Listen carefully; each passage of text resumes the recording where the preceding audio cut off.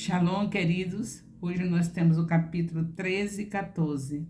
Estamos no fim do livro de Oséias e acredito que não precisa ser um capítulo só, porque são pequenos, fácil de entender.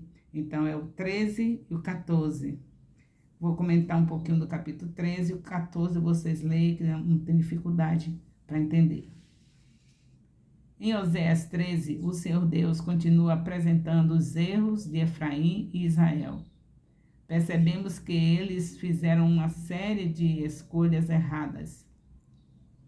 E estas continuam a trazer várias consequências. Essas escolhas erradas trouxeram várias consequências. É muito importante que nossas decisões sejam orientadas pela palavra de Deus. Isto através da oração e intimidade. Caso contrário, colheremos uma série de consequências ruins e as confundiremos com o peso da mão de Deus. Aí a gente diz que Deus está pesando a mão. Deus está pesando a mão porque a gente que diz isso, na verdade, nós que pesamos a mão, puxamos a mão de Deus para pesar. Ele nem quer pesar, mas sabe que qualquer transgressão à natureza é transgredir a lei de Deus. Então, Deus está pesando a mão é quando você decide se alimentar de uma maneira incorreta. Você sabe que o alimento faz mal. A internet bradando, hoje não tem ninguém ignorante em relação aos alimentos que estão prejudicando, que estão inflamando o nosso corpo. Mas você, como um filho de Deus, uma filha de Deus, transgride essas leis. Quando Deus deixou escrito também na sua palavra os alimentos que são puros e os impuros, a gente não se incomoda. Nós pensamos que o que Deus queria para Israel de bom, Ele não quer para a igreja. Quer dizer que Deus faz acepção de pessoas. Se o povo de Deus tinha alimentação especial, os que foram começados por Abraão, com essa promessa maravilhosa de ser um povo grande, e Deus deu alimentação para ele. Você acha que Deus não quer a igreja se alimentando corretamente? Mas a gente é assim, depois diz que Deus está pesando a mão. Eu não sei por que tanta doença, eu não sei por que eu estou sofrendo assim. Tanta doença, transgressão às leis da natureza. O nosso estômago foi preparado para receber os alimentos que Deus determinou lá na Bíblia. Ele deixou bem claro o que devemos e o que não devemos comer. Mas quem não lê Bíblia, ou então quem lê somente em busca de versículos que vai amaciar o ego, não sabe o que está perdendo.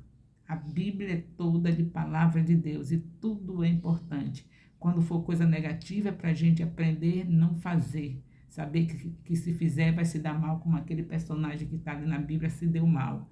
Então a Bíblia é só bênção para nossas vidas, é o livro santo de Deus, é a palavra de Deus.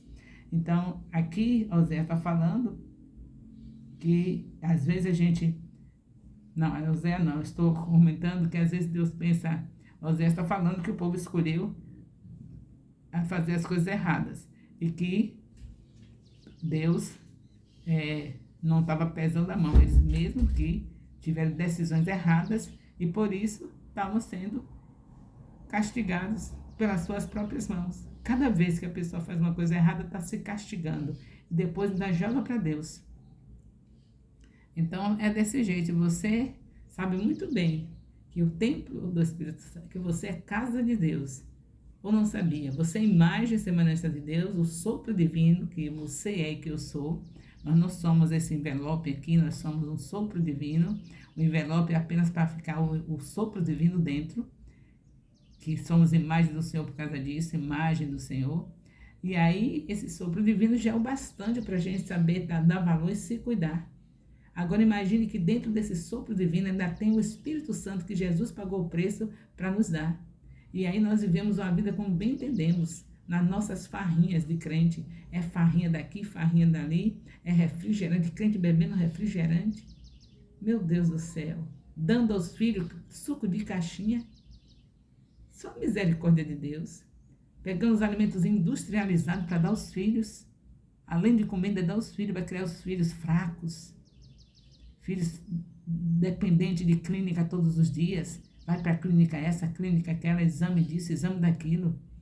Quer dizer, nós nos castigamos e dizemos que Deus está pesando a mão sobre nós. São as nossas decisões. Eu estou falando do mais simples que você acha.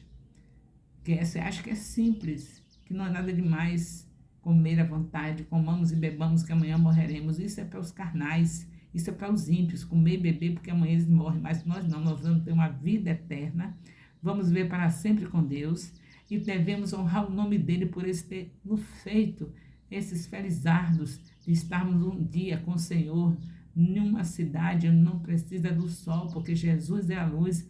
Somos privilegiados e vivemos aqui como se não tivéssemos dono, fazendo o que bem queremos. Como é que a gente detona o nosso corpo e depois diz que Deus está pesando a mão?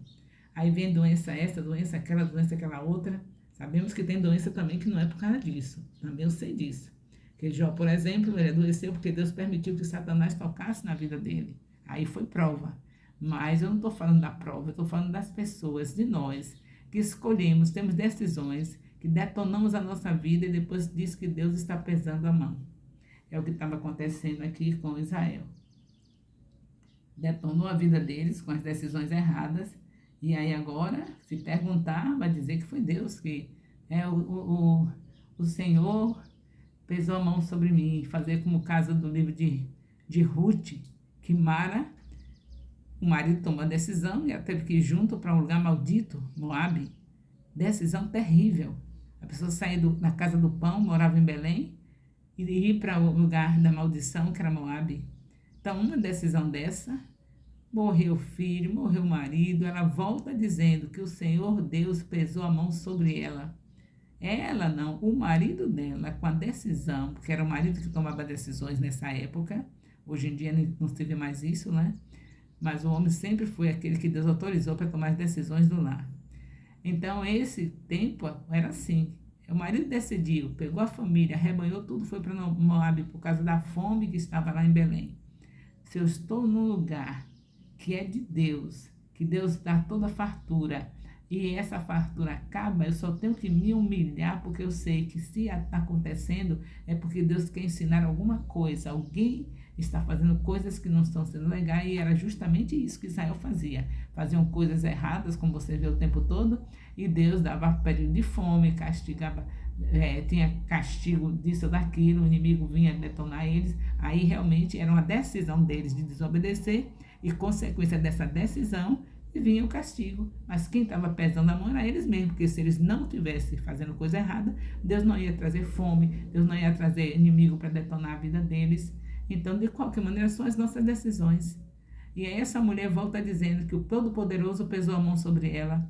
Quer dizer, ela não estava entendendo. O marido dela, com a decisão errada de levar a família para Moabe, fez a mão do Todo-Poderoso pesar. É a gente que puxa a mão de Deus para pesar sobre nós com as nossas decisões erradas. E aí você vê nosso Deus falando aqui no capítulo 13. E nós estamos encerrando aqui no livro de Oséias, no capítulo 13, o Senhor falando sobre as decisões erradas que nós tomamos, que Israel tomou, nós também tomamos, e só temos que nos humilhar, nos arrepender, porque o nosso Deus só quer uma coisa, que nós nos humilhemos. Ele já sabe do nosso coração enganoso, das nossas perversidades. Ele nos escolheu porque o amor dele é incondicional, porque ele escolhe quem ele quer, mas ele já sabe disso. O que ele espera de mim e de você é que haja quebrantamento, arrependimento, para sermos perdoados e purificados, porque ele é santo, santo, santo. Então, capítulo 13, nós ficamos aqui no comentário. E o capítulo 14, que é encerrando, vocês ficam como uma leitura fácil que é, encerrando vocês fazendo a leitura, na certeza que quando eu fizer as perguntas do questionário, vai sair perguntas da leitura que você fez do capítulo 14 e do comentário que eu fiz no capítulo 13. E assim nós vamos seguindo com o nosso Deus, porque meditar a palavra de dia e de noite é uma ordem dele, e nós não vamos desobedecer mais nunca, não é? Porque Deus falou comigo. Traga o meu livro de volta. Pode inventar o que quiser, pode fazer todos os eventos do mundo, tudo. Nada vai ser mais eficiente, mais relevante para Deus do que o que nós estamos fazendo. Pode ter minha atividade, eu sei que você vai correr para isso, para aquilo, faz aquilo outro, hoje tem ensaio, hoje tem não sei o quê. nem pense que nenhuma dessas atividades vai poder ser substituída, ser mais valorosa do que discipulado e, portanto, aprenda o que é prioridade. Faça todas as suas programações sem prejudicar o dia do seu discipulado, sem prejudicar o dia a dia na sua casa, de meditar na palavra pela manhã, ao meio-dia e à tarde e à noite. Não prejudique essa programação, que com certeza você verá sua família transformada e você dizendo: eu e a minha casa servimos ao Senhor. Eu estou dizendo com base no que Deus fez na minha vida. Para que eu tenha uma família como eu tenho, eu precisei fazer isso. A minha prioridade era na minha casa, ensinando os meus filhos toda noite um capítulo da Bíblia, estudando com eles, e pela manhã, buscando a palavra logo de manhã cedo, e pelo meio-dia também, antes e depois do almoço, a palavra de Deus. Fiz isso. Então, deu resultado ou não deu? Se não desse resultado, eu não estaria aqui. Por que é que hoje eu estou aqui, livre para ensinar, estar na frente do povo de Deus e receber orientação do que o povo deve fazer? Porque eu não tenho filhos que me dê trabalho. Quantas mães estão a essa altura com 75 anos, cuidando de um filho daqui, de outro ali, vai para a casa de um, porque está lá o cão botando para quebrar, aí vai para a casa do outro, minha mãe vem aqui, minha mãe me deu socorro, minha mãe isso, minha mãe aquilo, porque estão transtornados, porque não tiveram a base. Deus teve misericórdia de mim, eu não sou melhor do que ninguém, mas eu fui alcançada pela misericórdia, porque o Senhor me ensinou a estar todos os dias com meus filhos, ensinando a palavra dentro da minha casa 6 dias na semana, e no domingo com eles sentados juntos de mim na escola dominical, aprendendo a palavra junto com os pastores da nossa casa, da nossa família. E isso, se eu tenho um exemplo de bênção na minha vida e eu não falar para as pessoas que Deus me entregou, eu estou sendo injusta.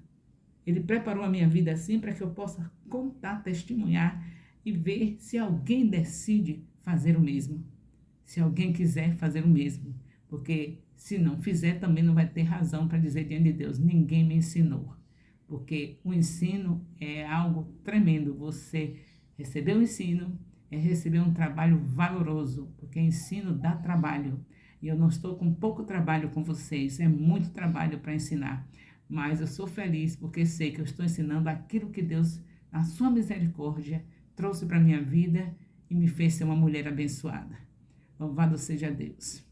O amor de Deus, nosso Pai, a graça salvadora do nosso Senhor Jesus Cristo, a comunhão do Espírito Santo, seja com todos os discipuladores e discípulos do Ministério Apostólico Internacional, Filhos de Jerusalém, desde agora e para sempre. Amém.